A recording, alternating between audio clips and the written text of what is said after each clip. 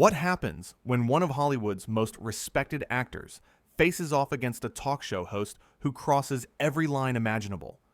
In just 44 seconds, a single comment would shatter the facade of polite television and expose the ugly truth about entitlement in the entertainment industry. The studio lights were blazing hot that evening in London. The audience was packed in tight, ready, set for another episode of celebrity banter and amusing anecdotes. Denzel Washington sat in the famous red chair, looking as composed and dignified as ever. He had come to promote his latest film, a passion project years in the making. Across from him sat Graham Norton, the host known for his quick wit and cheeky humor. But something felt different from the moment the camera started rolling. Graham leaned back in his chair with that familiar smirk playing across his lips. The studio audience was buzzing with anticipation, expecting the usual playful banter that had made the show so popular. But there was something in Graham's eyes tonight, something sharp and hungry. "So Denzel," he began, drawing out the name with exaggerated flair, "you've been making films for what, 100 years now?" The audience chuckled nervously. Denzel smiled politely, playing along. "Well, not quite that long." "Could have fooled me," Graham shot back, and there was an edge to his voice that made the laughter die down. "I mean, you've been playing the same character for decades, haven't you? The serious man with the serious face doing serious things." Denzel shifted in his seat slightly, maintaining his composure. "I wouldn't say that. I've played a wide variety of characters over the years." "Have you, though?" Graham pressed, that smirk widening. "Because I've seen your films. Most of them anyway.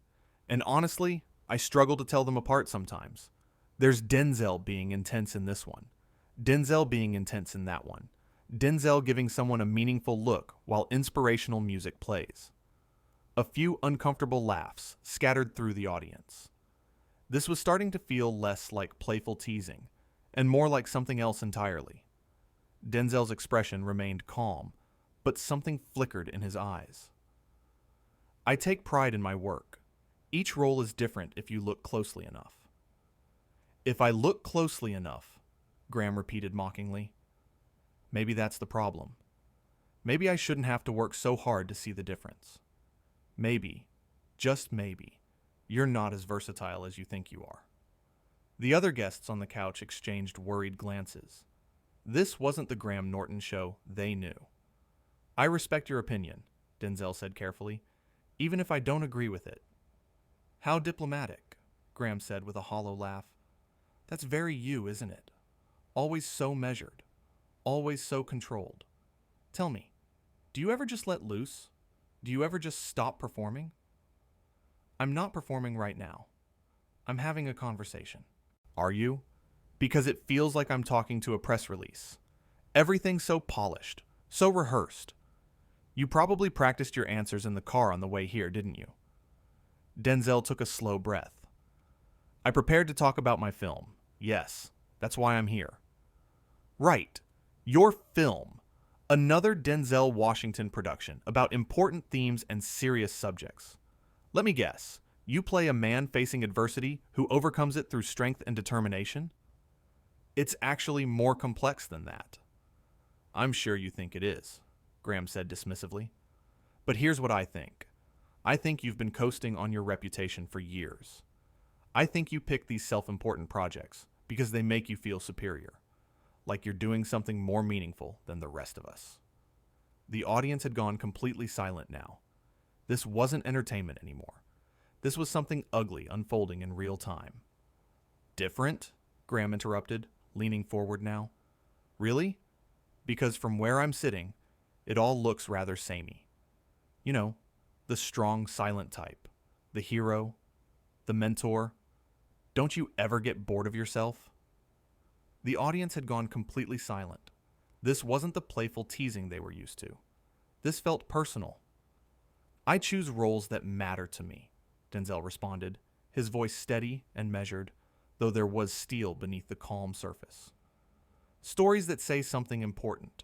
Stories that can make a difference in people's lives." Graham waved a hand dismissively, his rings catching the studio lights. Important. Right. Because heaven forbid you do something fun. Something light. God knows we couldn't have Denzel Washington in a comedy, could we? That might require actual range. That might require you to not take yourself so seriously for 5 minutes. I've done comedies, Denzel pointed out, his patience clearly being tested. Oh yes, forgive me, Graham said with mock apology. You've done comedies. Let me rephrase. You've been in films that other people found funny, despite your best efforts to remain stoic and serious throughout. There's a difference between being in a comedy and being funny, Denzel. The young actress on the couch tried to interject. I think Denzel has incredible range. I grew up watching his films and... Nobody asked you, sweetheart. Graham cut her off without even looking at her. His eyes remained fixed on Denzel, like a predator sizing up prey. A few gasps rippled through the crowd. The actress's face flushed with embarrassment. Even the other guests on the couch looked uncomfortable, shifting in their seats, unsure whether they should say something or stay silent. Denzel sat up straighter, his jaw tightening slightly. You could see him making a decision in real time, choosing his next words carefully. I've done comedy. I've done drama. I've done action. I've worked in theater, film, and television for over 4 decades. With respect, Graham, I don't think you're in a position to judge my range or my choices. With respect, Graham mimicked, his voice dripping with sarcasm, his face twisted into an ugly sneer. That's adorable. You know what I think? I think you take yourself far too seriously. You walk around like you're doing the world some great service by gracing us with your presence. Like we should all be grateful that Denzel Washington has chosen to bless us with another performance. I've never claimed that, Denzel said quietly, but his voice carried weight. You don't have to claim it. You radiate it, Graham continued, clearly enjoying himself now, feeding off the discomfort in the room. The great Denzel Washington, 2-time Oscar winner. As if we could forget. You and your colleagues love to remind everyone, don't you? All that self-important nonsense about the craft, about the art, about the integrity of the work. It's a job, mate. You memorize lines and stand in front of a camera. Let's not pretend you're curing cancer. Let's not act like you're solving world hunger. You're an actor. You play pretend for a living. The studio had become a pressure cooker. Every person in that room could feel the tension building, could sense that something terrible was about to happen. The camera operators kept filming, unsure whether they should stop. The producers in the control room were frozen, watching monitors in horror and fascination. Denzel took a slow breath, and when he spoke, his voice was calm, but you could hear the controlled anger beneath it. I understand you like to push buttons. That's your style. I get it. But there's a difference between humor and disrespect. There's a difference between being provocative and being cruel. Disrespect? Graham laughed, but it was a cold sound, empty of any real mirth. That's rich coming from someone who probably hasn't given a genuine smile in 20 years. Tell me, do you practice that stern look in the mirror? Is that part of your morning routine? Do you wake up and think, how can I look more serious today? How can I appear more dignified and untouchable? Why are you doing this? Denzel asked, and for the first time, there was real confusion in his voice. Not anger, not defensiveness, but genuine bewilderment. What did I do to you? Doing what? Having a conversation? Asking questions? Isn't that what I'm supposed to do? Graham's eyes glittered with something ugly, something that looked almost like jealousy. Or did you expect me to just sit here and lob you softball questions about your process and your inspiration? Did you think this was going to be another opportunity for you to lecture everyone about integrity and commitment and all that Hollywood nonsense you people spout? I came here to talk about my film, Denzel said firmly, his hands gripping the arms of the red chair. Your film, Graham repeated mockingly, throwing his hands up in exaggerated exasperation. Let me guess. It's a powerful story about the human condition. It's challenging. It's thought-provoking. It's everything cinema should be. It makes you think. It makes you feel. It's important with a capital I. Am I close? Did I miss anything from the playbook? It's a story I believe in. You believe in it. How wonderful. And we should all care because you've decided it's important. Is that it? Graham was on a roll now, his voice getting louder. You Hollywood types are all the same. You think because you've won some awards and made some money that you're somehow better than everyone else, that your opinions matter more, that your work is sacred. Denzel's jaw tightened.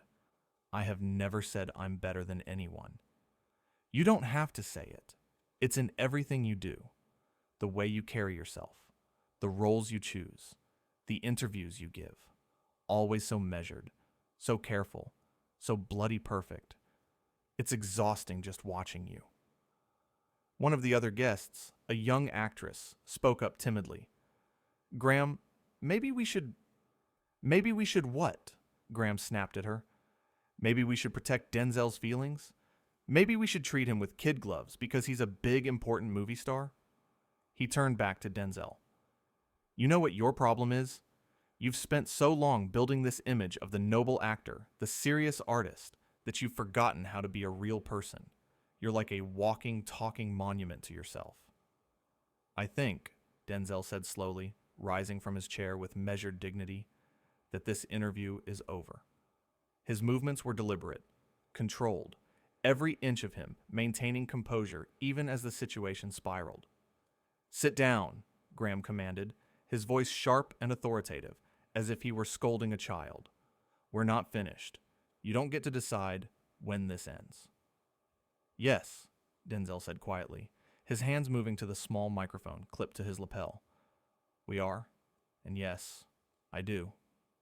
He began removing the microphone with steady fingers, not rushed, not frantic, just calm and final. You can't just leave. You're under contract to be here. You signed an agreement. You have obligations. Graham sputtered, grasping at any authority he could claim. Denzel looked at him with an expression of profound disappointment, the kind of look a teacher might give a student who had let them down. I can, and I will. I've been in this industry for over 40 years. I've done thousands of interviews. I've sat with hosts who were critical, hosts who were challenging, hosts who asked tough questions that made me think. But I've never sat with someone who seemed to take such genuine pleasure in trying to tear another person down. Someone who confused cruelty with courage. Oh, please, Graham scoffed, but there was a tremor in his voice now. Don't be so dramatic. Don't play the victim here. I'm not being dramatic. I'm being honest, Denzel replied, his voice carrying clearly through the stunned silence that had fallen over the studio. You invited me here tonight, not to have a conversation, not to discuss my work, but to humiliate me, to prove some point about yourself by diminishing someone else, to make yourself feel bigger by making me feel smaller. And I'm not going to participate in that. I won't be part of whatever this is. Graham's face had turned red, a vein pulsing visibly at his temple. You think you're so high and mighty, don't you? Walking off my show like some prima donna. Like you're too good to be here, too important to be questioned. I think, Denzel said, his voice carrying a weight that made everyone in the room lean forward, that respect is a two-way street. I came here with respect for you, for your show, for your audience, for the other guests sitting on that couch. You've shown me none in return. You've shown yourself none in return. So yes, I'm leaving.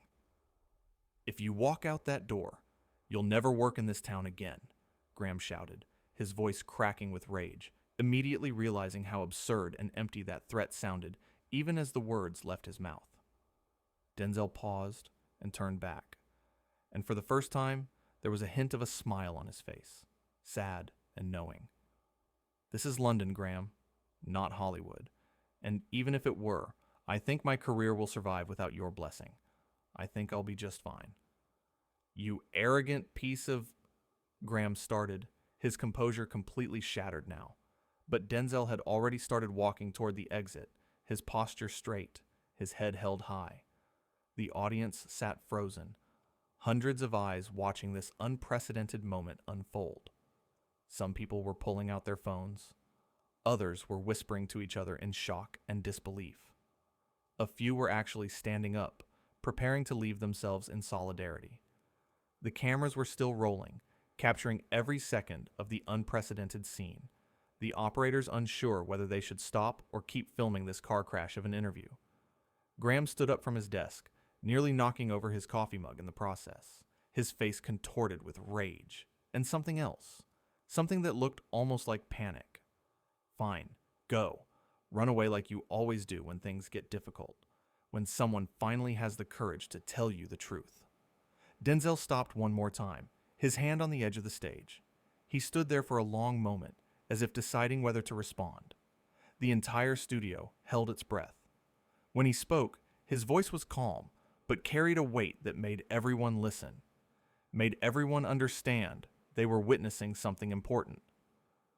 I don't run from difficulty, Graham. I've played Malcolm X. I've played Reuben Carter. I've played Frank Lucas. I've portrayed men who faced real adversity, real challenges, real injustice. Men who stood up for something despite the costs. Sitting here while you insult me for your own amusement, that's not difficulty. That's not courage. That's just sad. And I feel sorry for you. I genuinely do. The words hung in the air like a verdict, like a final judgment that couldn't be appealed or overturned. Graham sputtered, opening and closing his mouth like a fish out of water, trying to find a response, trying to find something cutting to say back. But nothing came. For once in his career, he was speechless. He looked to his producers in the wings, desperately seeking guidance, but they were equally stunned, equally frozen. He looked to the audience, expecting support, but they weren't laughing anymore.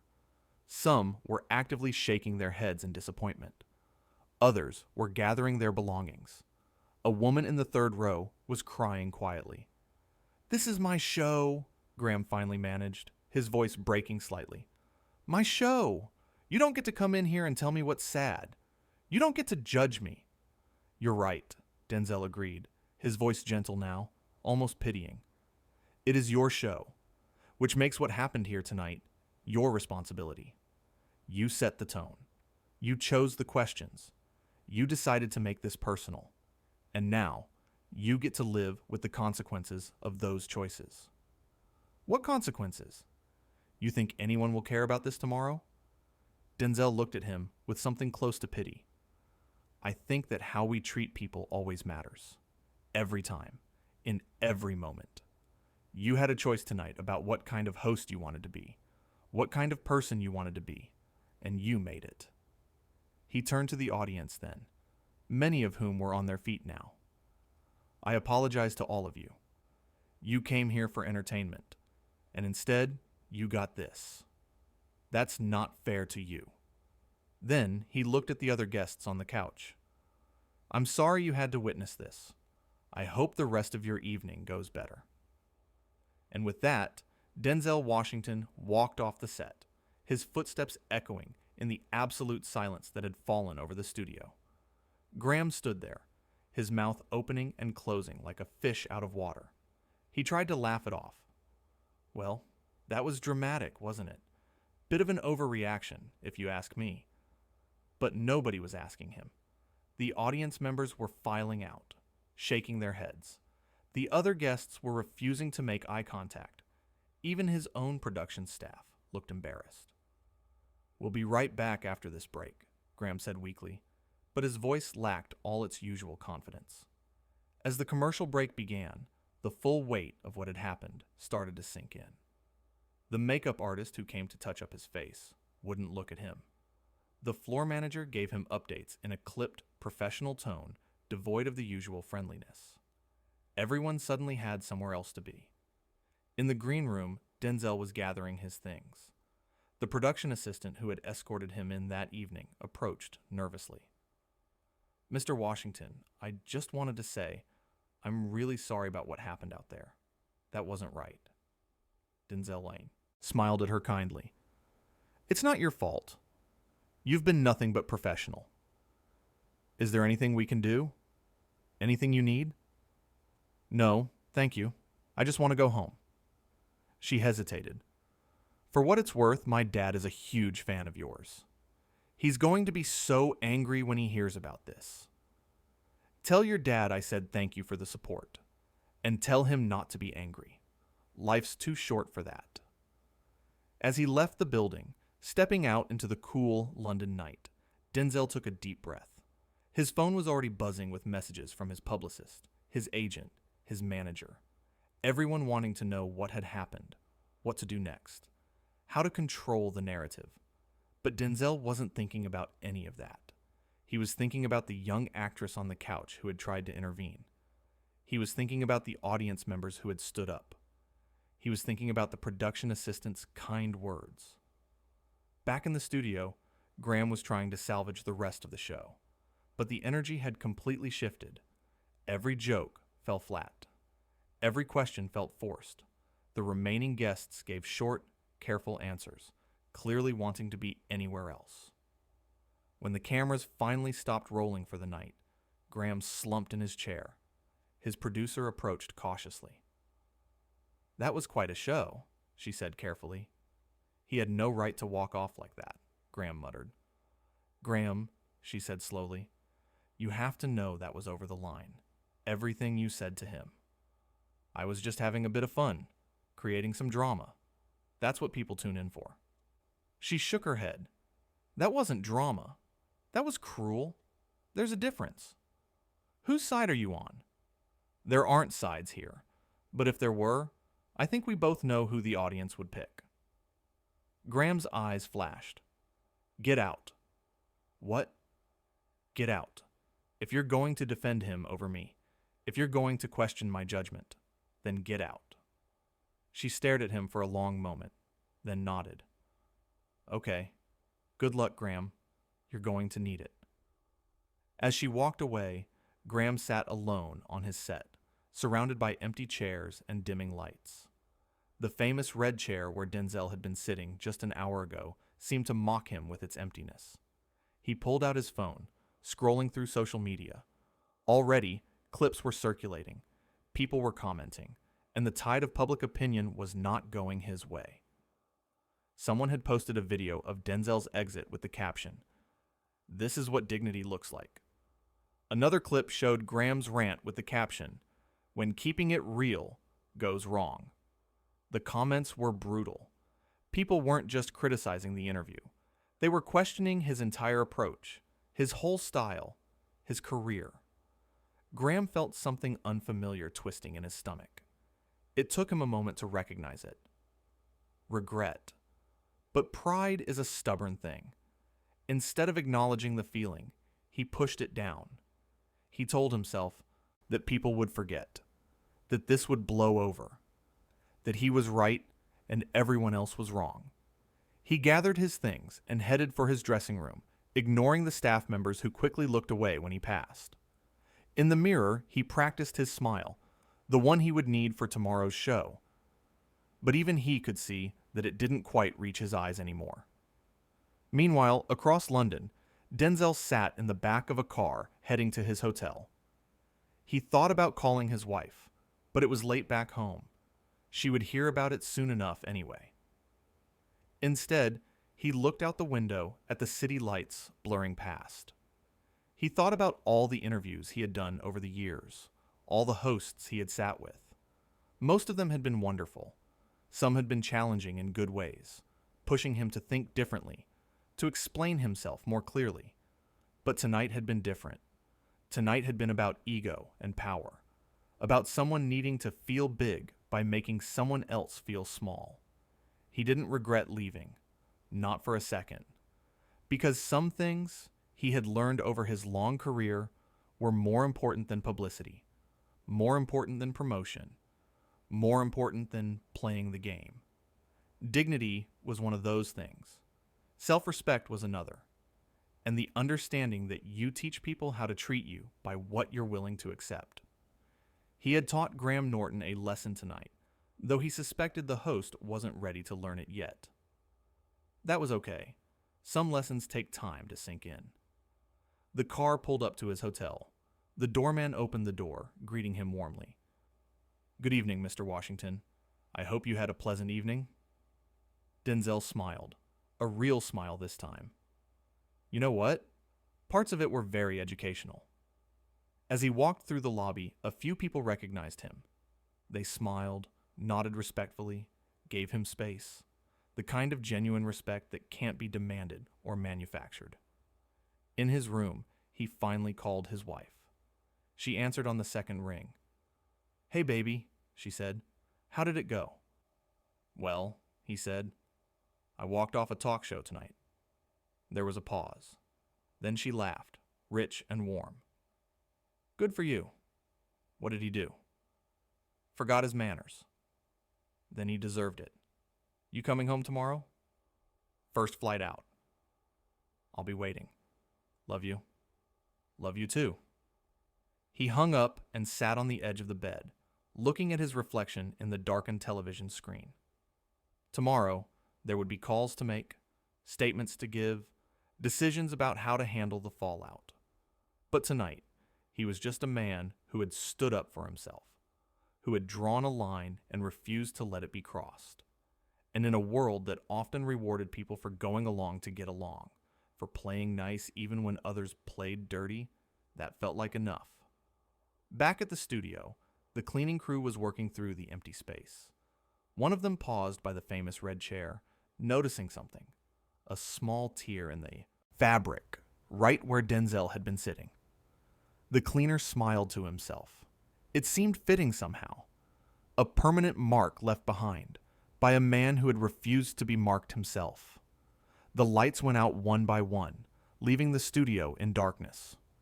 Tomorrow, there would be another show, another audience, another set of guests.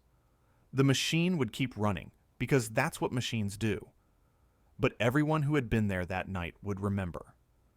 They would remember the moment a Hollywood legend said enough.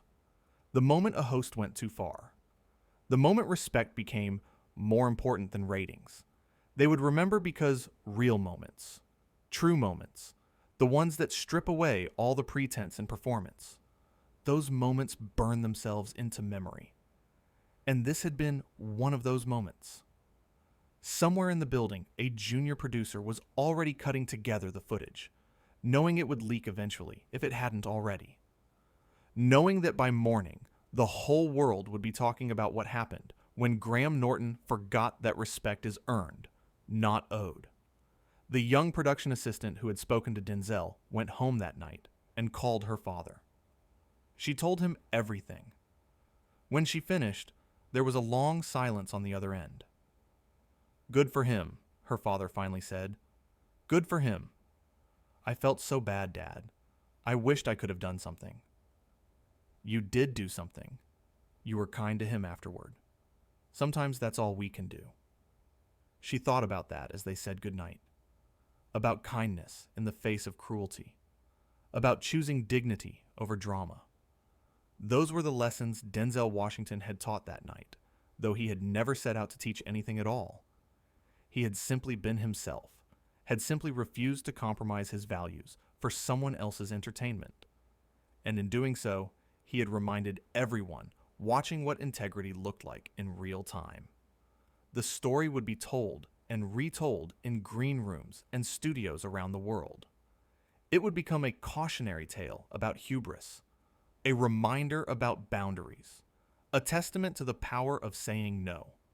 But more than that, it would be remembered as the night one man chose respect over everything else and walked away with his head held high.